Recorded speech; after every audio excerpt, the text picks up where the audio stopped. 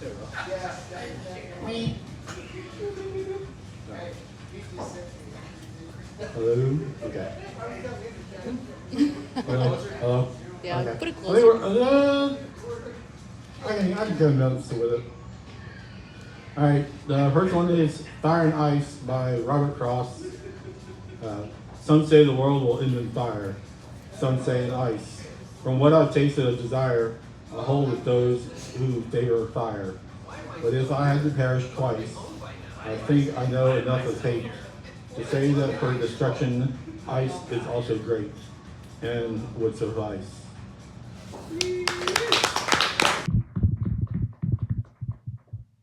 The next one is Do Not Stand at My Grave and Weep by Mary Elizabeth Fry. Do not stand at my grave and weep. I am not there. I do not sleep. I am a thousand winds that blow. I am the diamond glints on snow. I am the sunlight on ripening grain. I am the gentle autumn rain. When you awaken in the morning's hush, I am the swift, uplifting rush of quiet birds in circled flight. I am the soft stars that shine at night. Do not stand at my grave and cry. I am not there. I did not die.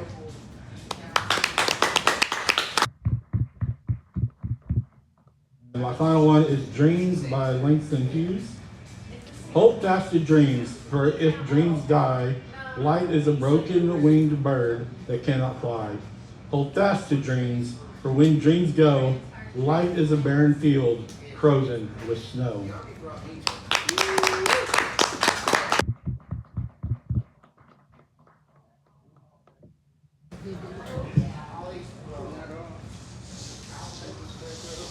James Tucker with the hits. Yeah.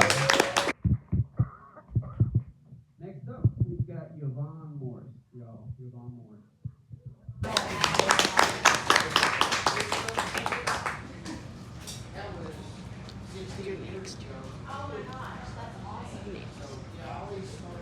Okay, been a while since I've done a live reading, so bear with me, I guess. This one of my older poems. It's called Fuzzy Lollipop, and in the movie Some Like It Hot, Marilyn Monroe is talking about her love life, and she says, in love, I always got the fuzzy end of the lollipop. Excuse me. Here's to the fuzzy lollipop, the furry sweet surprise that lurks in the corner of your pocket, close to your legs, swinging along in a great big stride, high heels skating across a just waxed floor. Don't you feel triumphant, except for that one small item lurking there in the dark recesses to bring you back, trip you up with a presence you can't avoid, although it is promised so much before that you held on to it just a little bit longer than you maybe should have, until it picked up all that God knows what from the lining of your life. You better not trust it now, because you know where it's been. With those bad boys like the little penny and the paper clip, the faded phone number and receipt, never much use to begin with. Your common sense tells you to spurn this sucker, but your lust argues that lint can't be fatal, can it?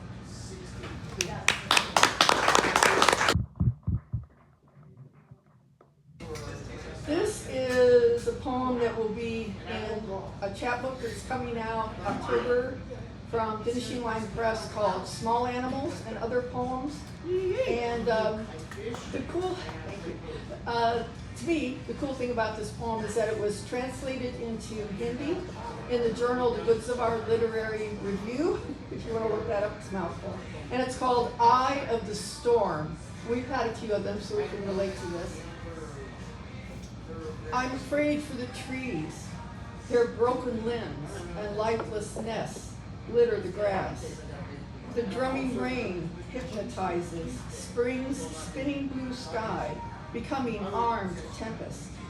The birds proceed in flight like brides, their wings caught up in the wind.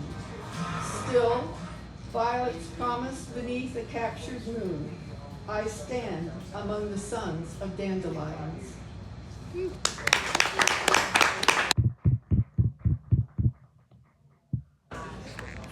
Oh, and I think think I'll end with one of my, I guess you call it a character oriented poem. Maybe some of you can relate or not. I mean, I guess I'm being had as a creative writing professor. This is called How the Professor Taught Creative Writing. The professor asked so many questions that the students complained to administrators that they had no guidance, had to think too much on their own. He gave them no grade for their dialogue, they said, and would sometimes cut his own class. We're alone, at home, his eyes no longer the crystal lakes that had lapped the edge of childhood dreams. He smoked in bed and drank on his feet, following the stars with one finger, wondering if words could steer them.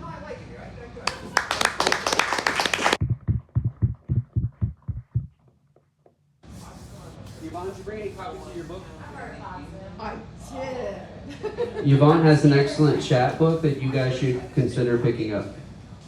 All right, everybody, one more round for Yvonne.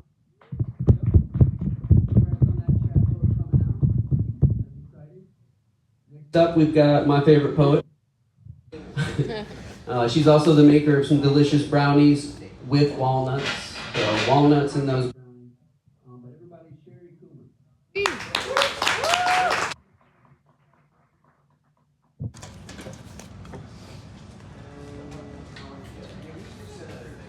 Man, I'm moving slow today. I'm really not prepared, so I'm just gonna open my book and start reading. It's headache day. This one starts with a little verse from a song by the Indigo Girls. It says, "The evil ego and the vice of pride. Is there ever anything else that makes us take our different sides?" That's Emily Sayers. What seems so complicated can really be so simple. We are created from love, in order to love, in order to be love. The master plan so grand, but so simple. And the journey, oh, so short, while also never ending. The journey is in each breath, in each beat, in each thought, in each poem. I hope you journey in love.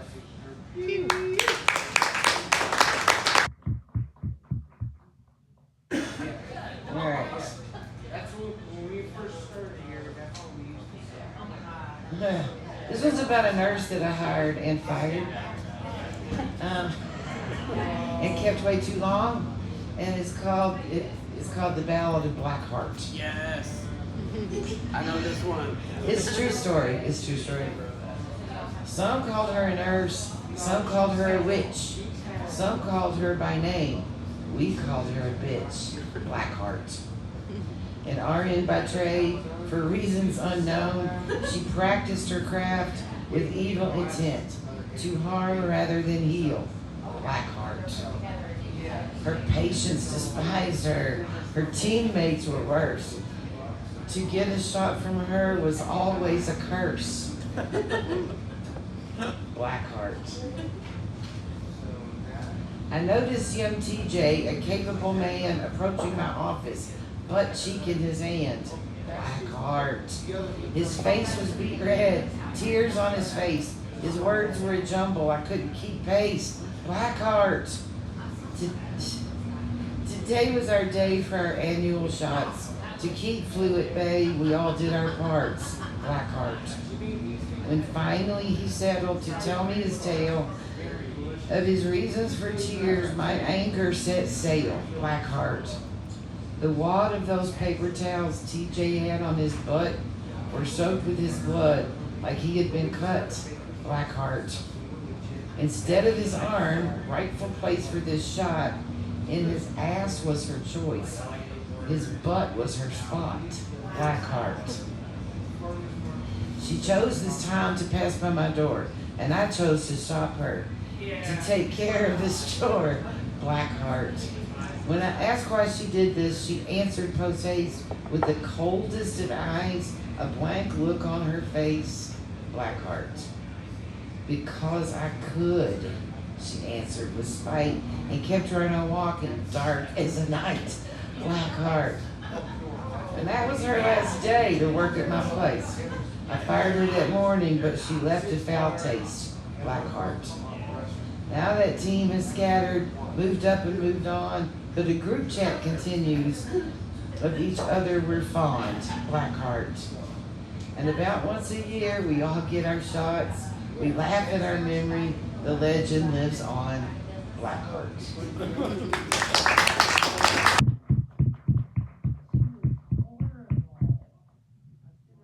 Her way before she made TJ bleed.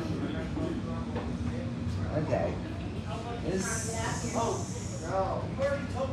is back in 2024. It's not titled. It says, I am stitched together with strings of Bruce Springsteen and threads of Indigo Girls. Pieces glued by Rod Stewart, made momentarily young again by the Kinks. I could take on a hillbilly root planted by Tyler Childers. I've been filled up by Joni Mitchell. Smoothed by James Taylor and made holy by John Prine. My tapestry is run through with the deep blue of Van Morrison, the soft yellows of Jackson Browne, the deep gold of Joan Baez. Filled with peace by Cat Stevens, evolved by Warren Zevon, nurtured by Neil Young, I would be tiny fragments without the music of my life holding me together. Thank you.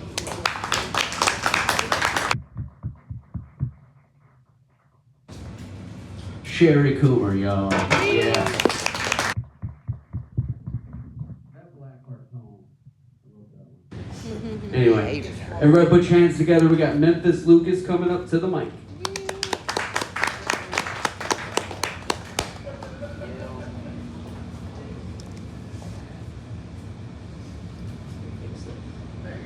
Can you hear me? Yeah.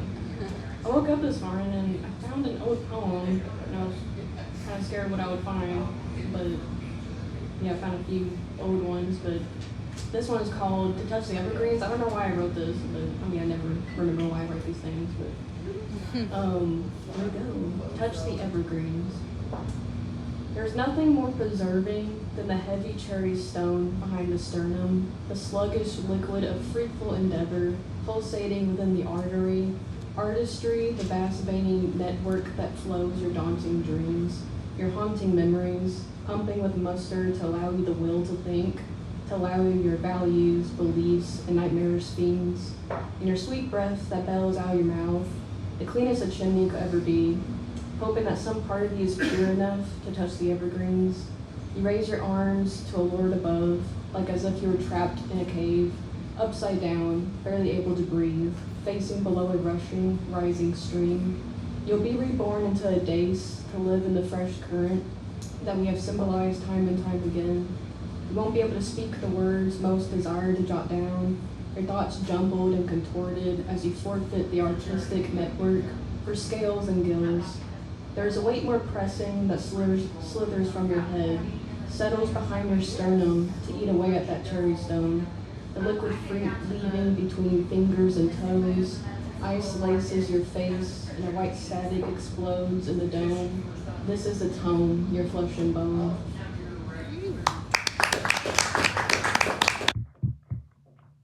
I think maybe I wrote that about people sacrificing their artistic expression or something. I don't know. But the next one, I think is about when my mom was going over, because she wants to like make funny videos or something at home. She was going over a dystopian idea of like AI taking over everything, which kind of is. But like if animals didn't exist no more, and we didn't know what animals were, like even the word didn't exist no more. So this is titled There They Are, Then They Were. I don't know why I titled it like that, but there were things that traveled the ground and made gasping, huffing sounds, covered with a fine, soft dusting from head to toe. They could swim overhead with whistles, and before the matrix of down sprouting out in a soft blanket, they bore sweet, cold meat reflecting in the flame fixed above, pearly, crystalline, and desert shine. I have heard of the slim bodies with slits in their necks, that within the deep, in the unfathomable dark, they tell a separate and alien version of time.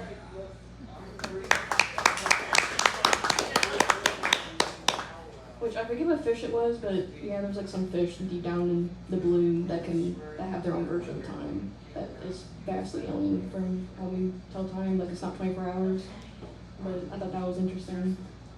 And the next one, I guess I would read, is called Sublime Compunctions Metamorphic.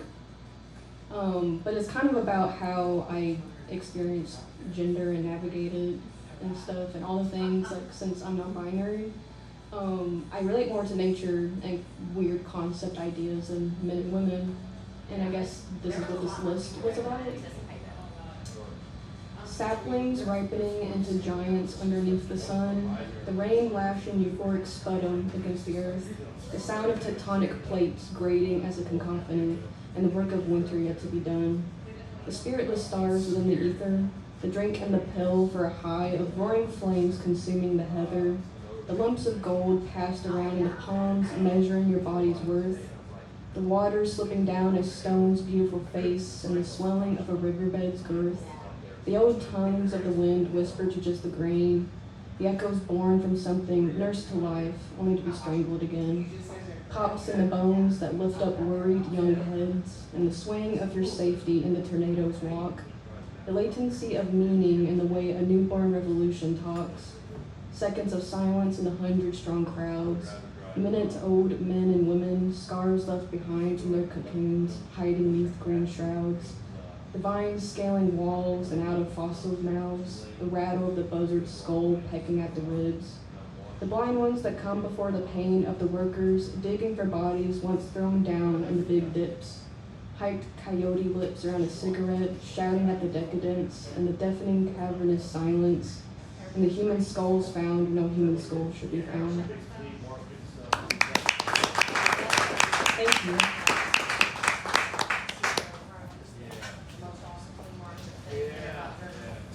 One more time for Memphis. Yeah. Next up, we got M. Meredith. Meredith has a wonderful and beautiful book over here, as well as some prints for sale. And I'm sure they would love to talk to you about that during our break. But anyway, M. Meredith's going to share some poems.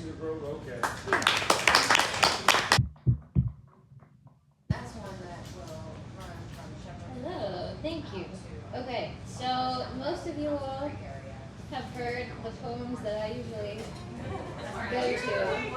So I was trying to find something that you all have not necessarily heard yet.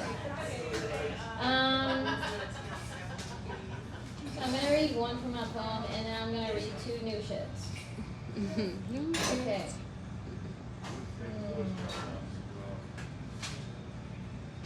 Actually, okay. So, this one I don't think you all have heard yet. This is my book, from my book, When the Moon Meets the Sun. It is a collection of poetry and illustrations, all by me, laid out by me, marketed by me. You all know what I'm talking about if you've done the same thing. I'm tired.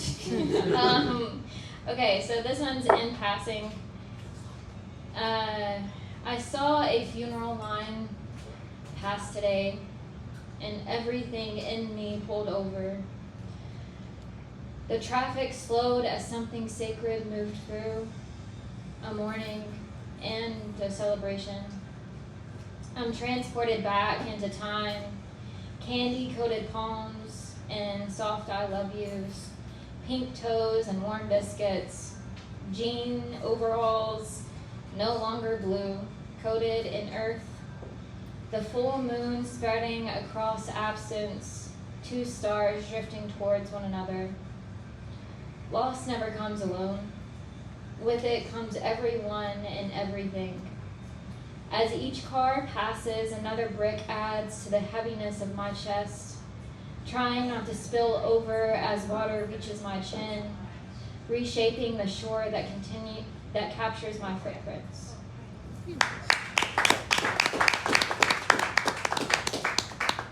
Okay. Yes, I will do new shits. New shit. Okay.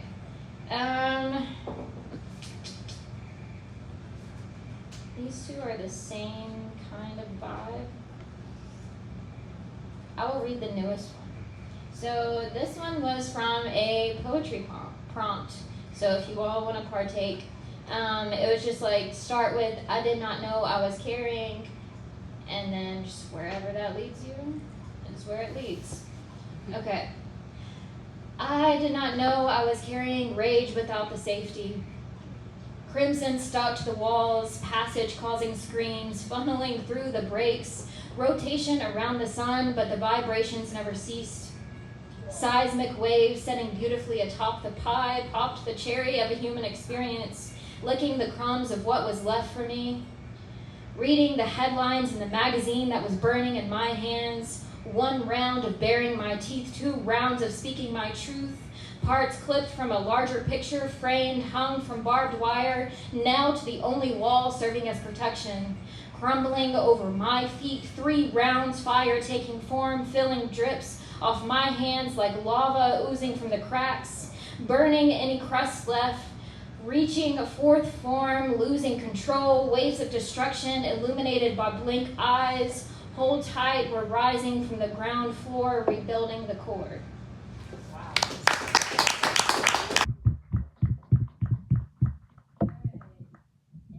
I will give you a sappy one.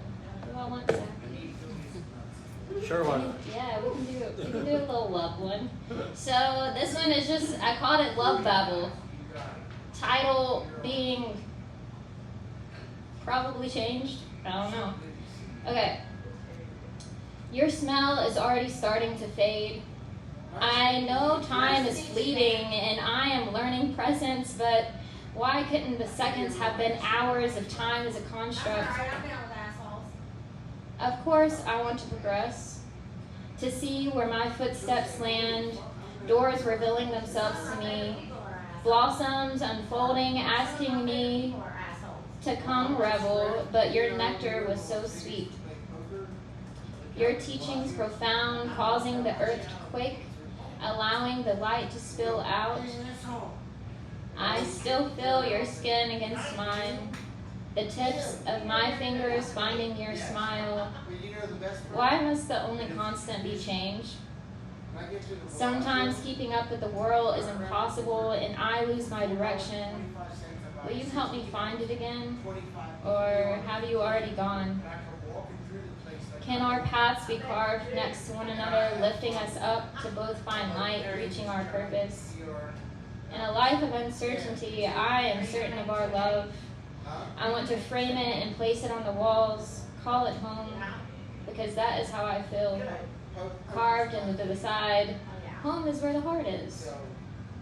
In your arms, cradled against your chest, a tear pressed against my cheek in your shirt. You held me, all of me, every version.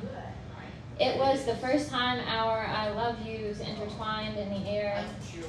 Felt it in my heart before it met my ear. Articulation not needed.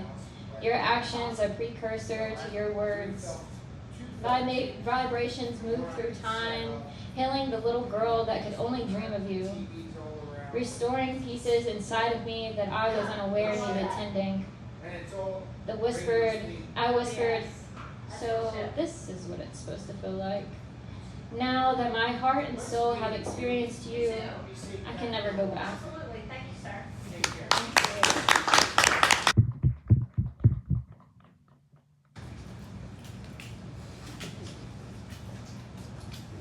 There's a book right here. I think y'all are all gonna buy it, right?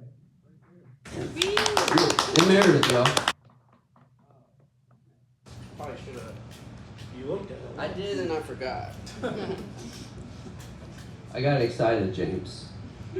All right, next up we've got Grace Lillianne. So everybody put your hands together for Grace Lillianne.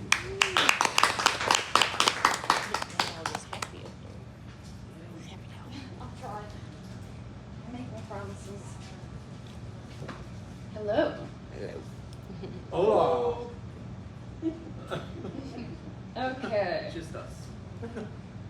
Yeah, and I know that conceptually, but sometimes I get up here and I feel like I'm going to vomit. So bear with me while I won't, I promise. Let me know. Let me. Okay. I have something that is old and new, because I think I've read part of it here before, but it's been a minute, and I have refined it / added to it.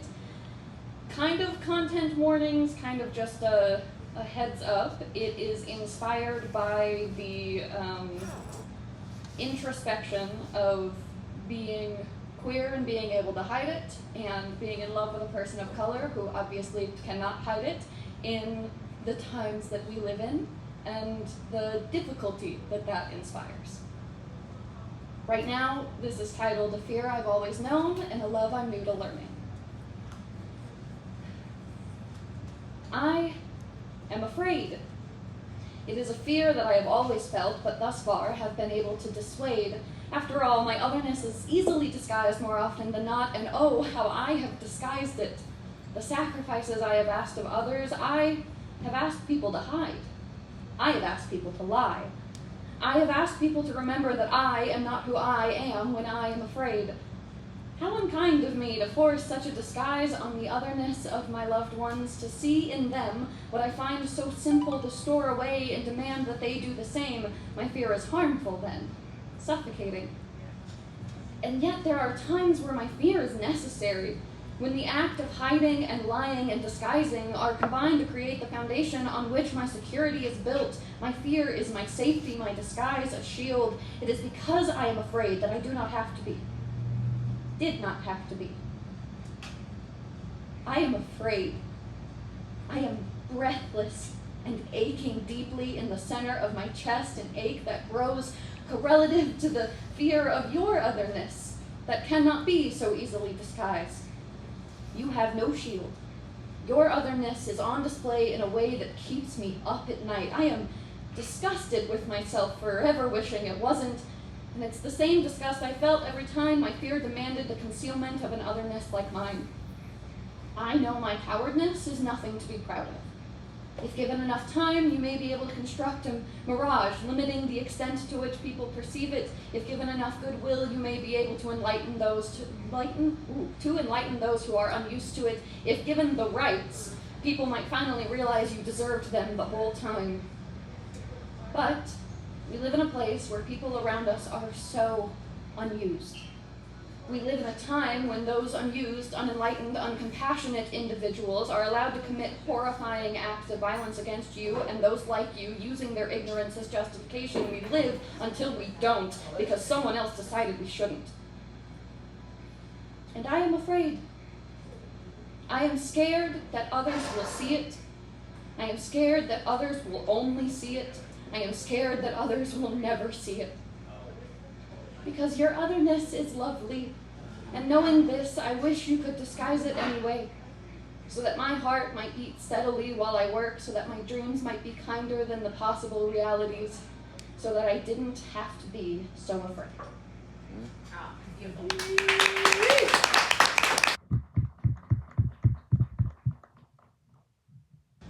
I have another one, inspired by the same individual, that is less sad. It is called My Baby, My Sunshine. I am deep within the earth. This cool, damp, dark, and perfect dirt is in my lungs and undisturbed. With one deep breath, it all seems worth it. Till this day when summer blooms, and roots grow new, and life assumes that what has wilted soon will plume in bright blue skies before the gloom's back. With this dawn, a melting light will make the soil day, not night. Still, my clay cavern remains right filled with my body chilled and idle. But please seep in, my sunshine. Warm me. I might live another morning. Crack my chest and boil what's inside. For all the heat I've sat inside, or whisper words of wants and wishes. Turn this burial to bliss and send the stone to read sincerely. That's just distance, oh, my dear. We may be separated by the ground that keeps me from the sky. See that my heart restarts feet fonder when in the lack that I can't wander. Maybe if my blood starts flowing swiftly, my grave may just learn to miss me. It would have to when I stiffly force my fingers to start digging, to break the ground and take a breath, to push all the turf that's left, move towards Where my dear light is kept, new, warm within, will comfort set. Oh, my sunshine, hold me close, plow through the clouds, don't let me go. Vow I'll never be morose, how could I now, if warmth I know?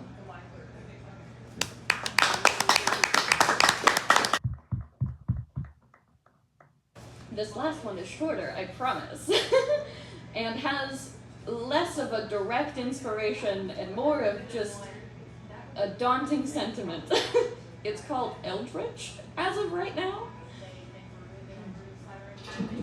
It is something old and creaking, something strange yet wild, something seen yet sinking, something crazed and mild, something strictly speaking, revered yet reviled, bleeding, heaving, shrieking, morbid and beguiled. Do you feel that something? Can you sense its presence? Can you feel it coming? Do you know what sent it? Don't tell me that it's nothing. Don't tell me it's my penance. Don't tell me to start running. Don't tell me to resent it. Because it's here.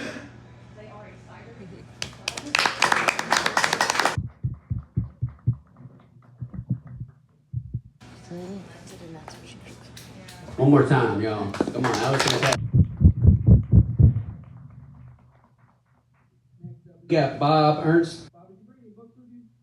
I brought one that I'm reading from. Okay. Well, I'm sure. Bob will sell you that copy if you ask earnestly. Yeah, Bob Ernst, y'all.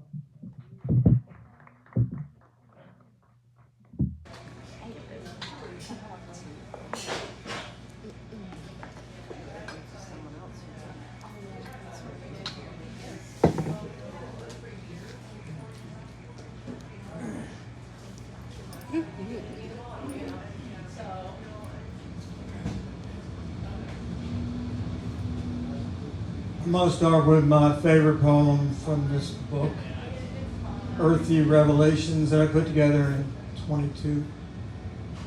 Fox Tracks. There are times I seem to lose sight of the purpose.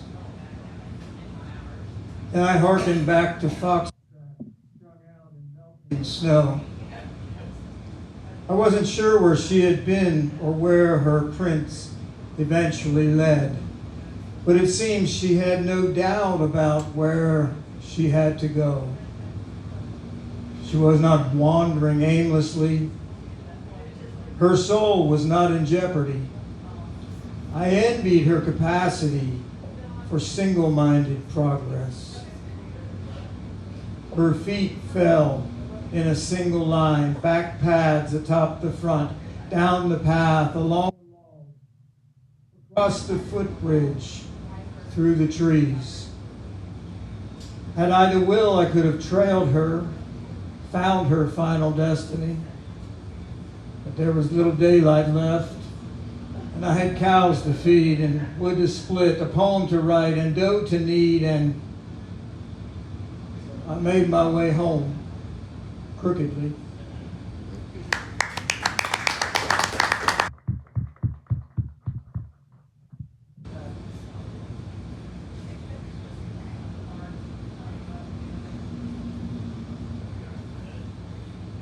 This is the first poem I wrote. I read here at Flywheel, standing up here shaking in my boots.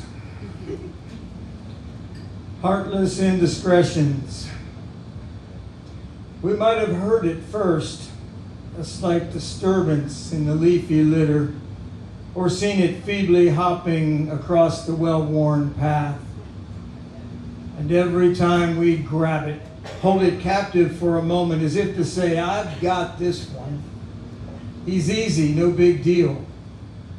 Not like the skittering lizards or the violent striking snakes or even tree frogs leaping that would constantly escape. And so the toad became to me so common and predictable, so boringly routine that one dark day I raised an axe, and in a fit of insolence I chopped a toad in half just to be doing it. I'll go to my grave with that sin on my soul, and I knew it at that very moment, horrified and burdened with the sudden heavy guilt. It seems Chaucer understood the darkness of familiarity, breeding, maybe leading a young boy to lose the beauty of a being's fine perfection, the expression of its meaning, its engagement in this life, to hold it in contempt enough to rob it of its purpose, and of filling springtime's air with trilling music, and the promise that the beauty of the toad survives our heartless indiscretions.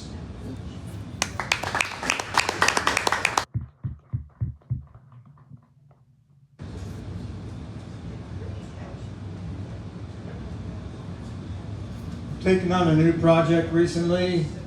I'm not a great poet, but I love to write essays. And so I've taken upon myself since January to go out on the farm on the night of the full moon sometime, and during the day on the new moon, and sit in the darkness and the silence in different places around the farm, in the woods or fields or at the barn, whatever, and allow that to inspire me to write an essay. I was out recently at the barn for the full moon that we recently had, and I was treated to a coyote symphony, and so it brought to my mind this poem that I wrote a while back. This is not a symphony, but simply a howl. A single howl split the pre-dawn darkness just beyond the windows, looking out across the yard into the woods. It was a strident exclamation of the chasm stretched between us. Her claim staked in a root-bound lair, dug in the familiar loam of her canid ancestors. Flecks of creek mud, blood, saliva stained her muzzle, lifted to the stars in grateful satiation for the hunt that filled her belly yet another time.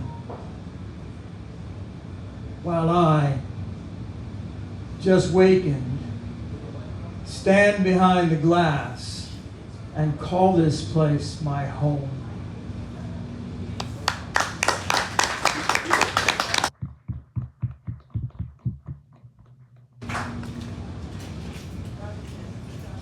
I will start the bidding war on Bob's single copy of his book. Oh, I'm just kidding. Next up, we've got Clay Snickerdoodle Matthews, y'all. Clay.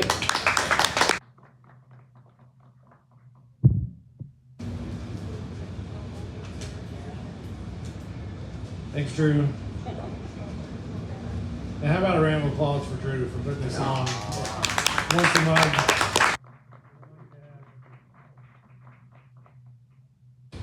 All right, this is called Recurring High School Dream. Fog in the lower elevations, and I am caught between trusting the ugly art fear can make of the gut and forgiving everything until my calluses bloom with light. If a candle were a jar, if a jar were the window, if the window lit the soul, if the eyes could harvest something here. In that case, I might as well sit alone in the football stadium with a brown bag and sing. There's nothing here but me and a man down below sweeping. You get a moon like this every once in a while, a handful of Bermuda seed and second chances.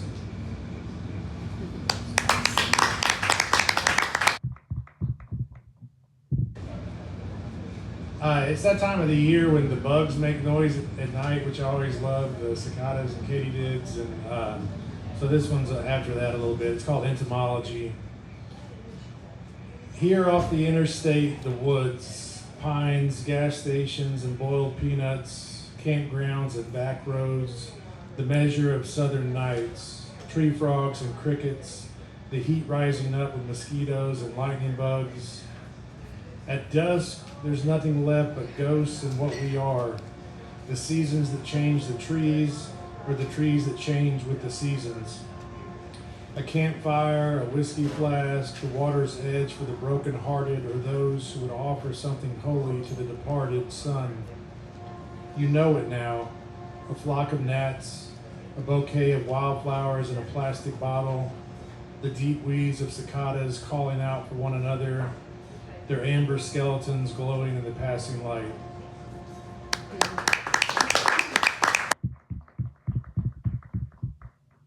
This last one's a sonnet. It's a little bit of an older one. It's called Saint Sent. I read, if you understand, it's not God. This a loose translation of Augustine and the great mystery. What a strange wad of garbage, this earth, where the pristine is composed of dirt and its fruits. I mean, a tree is a transformer, the molder of worms and shit, and what human being can make a tree? Part seer, part soldier for the everlasting, I sit, older now, in awe and separation, loving this world and longing to leave, no bolder nor less in my folly to start shoving things into boxes. Perhaps I'm here just to listen as the unknown draws near. Thank you all.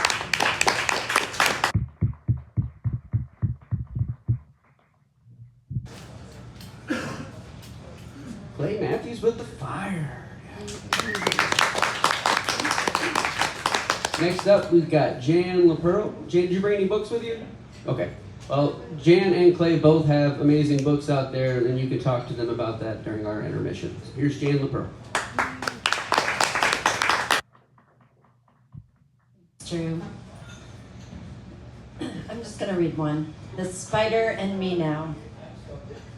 When my daughter packs her toys and puts them by the door, I try not to act so much like myself, there in the room's corner. Whatever it means to be safe, I feel we both are right this second. But it's like trying to hold the day still, and too often the road. When I reach for my daughter with all my arms and begin to her hair back into mine, she pulls away screaming. There I am again, holding an empty hairbrush. What have I done? I need her in ways she is needing me less and my shoes more. She steals them and runs straight into a night covered in ice. I pray hard, but the room corner boomerangs it back to me. I've woken the spider. I cringe when she gives me advice. She's always right. This is what is happening, the spider says. Her arms are only lines, but her voice comes through like a bell. I can tell she respects me in the way she holds still, feeling the moment cling to a pretty white web.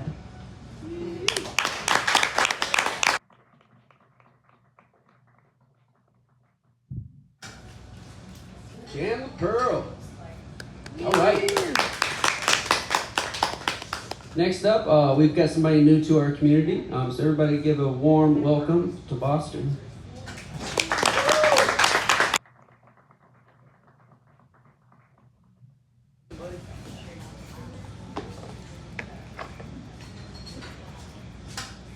Hello, my name is Boston Steve.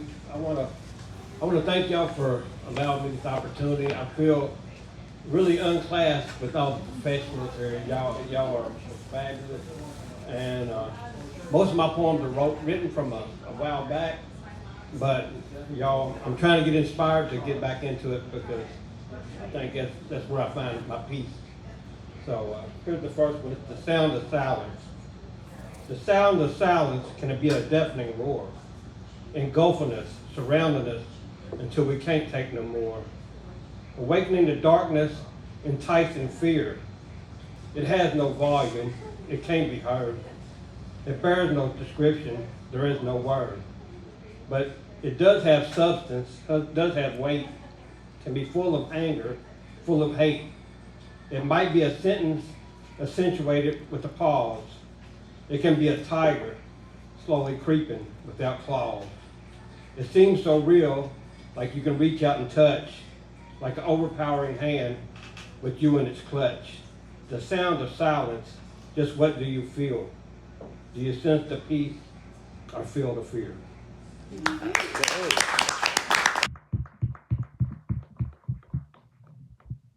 This one is searching for.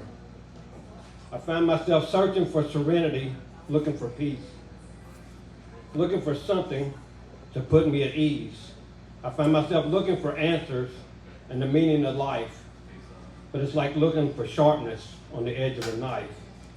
I have so many questions, far too many to name, for all these crazy questions are driving me insane. I find myself looking for someone real I can hold, someone to share life with and enjoy as we grow old.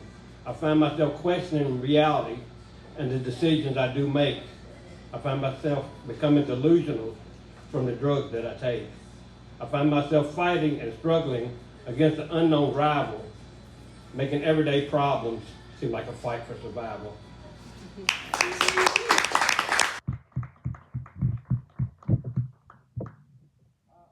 I've dealt with addiction in most of my life and people in addiction, and I try to support people now, and this is like a reality that based on a true event that I'm gonna bring it to light. It's a mother's tears. Late at night, the phone rings, one of a mother's worst fears. Putting the phone to her ear brings a mother's tears. It can't be him, not my boy, a long and piercing scream. Please wake me up from this nightmare and return me to my dream. She drops the phone, runs down the hall toward her little boy's bed, hands trembling, legs are weak, her heart is full of dread. She turns the knob, opens the door, reaching for the light, hits the switch, looks toward the bed. My God, this can't be right. Collapsing on his bed, she can still smell his smell. This used to be her heaven on earth. It's now a brand new hell. Memories come flooding back. She used to watch him pray. Now I lay me down to sleep. I pray the Lord my soul to keep. A lovely service, a pretty day, surrounded by his friends. Ashes to ashes, dust to dust. Is this where the story ends? Years pass, and the grief lessens. Life must still go on, for it's not the end of the story. She had another son. Late at night, the phone rings, one of the mother's worst fears. Putting the phone to her ears brings the mother's tears. Thank you.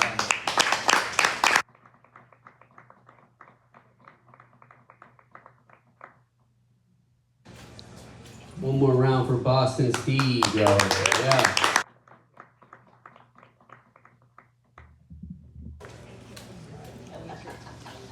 So I'm the last on the list here. I'm going to read 3 short ones, and then we're going to take about a 10-15 minute break. We can talk books, we can talk brownies, we can talk beer.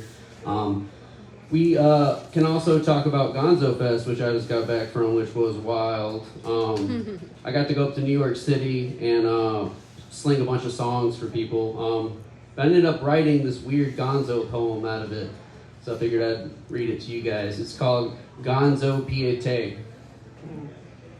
Watching Hunter S. Thompson shoot himself, I, the fly, on the blood-speckled desktop feeling like Christ watching American football on a flat-screen television. How it's all one-sided with suicide, the Last Supper painted on crushed velvet, good time disciples frothy with light beer, Judas with a little baggie of snow, lining up rails with Christ's gold credit card. Hunter S. Thompson making his exit. My 6,000 lenses flinch with the shot, but I do not look away. I do not. I taste the change in the air, in the blood. We're all gonzo until we can't take it.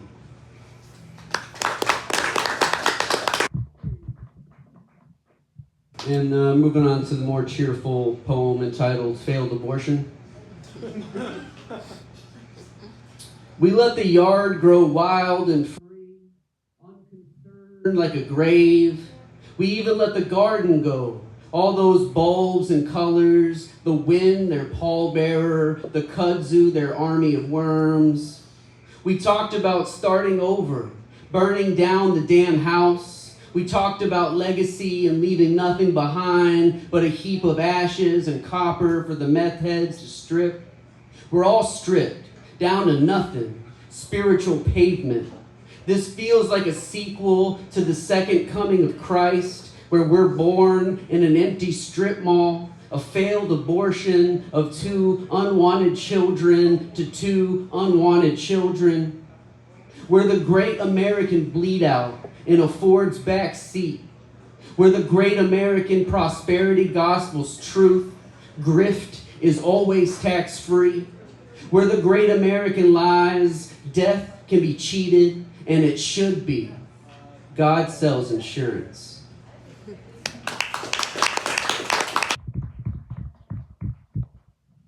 Thank you.